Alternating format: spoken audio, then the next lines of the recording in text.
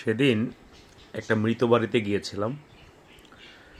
তো যে মারা গিয়েছে তার খুবই আদরের পোষা বিড়াল ছিল এটি।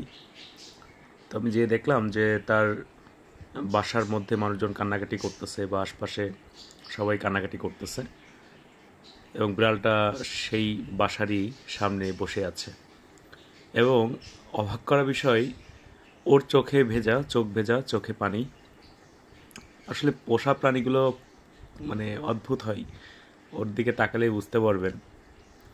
তা আমি একজনের কাছে জিজ্ঞাসা করলাম যে মানে ও বলল যে সে সকালে মারা গিয়েছে এবং সে সকাল থেকে ও এখানে বসে আছে, ও কিছু খায় নাই, বা ওই মানে ওই মৃত বাড়িতেও ওকে মানুষ খাবার দিছে কিন্তু ও খায় নাই। সারাদিন ওইখানে এইভাবে বসে আছে, কোথাও যাচ্ছে না, একদম লাশ সামনে করে সে বসে আছে। তো আসলে বিষয়গুলো খুবই অদ্ভুত। সবাই বলে যে ওরা অবলা প্রাণী। আসলে ওরা অবলা, কিন্তু ওরা মানুষের থেকে অনেক অনেক বেশি বোঝে এবং মানুষের থেকে অনেক অনেক ভালো।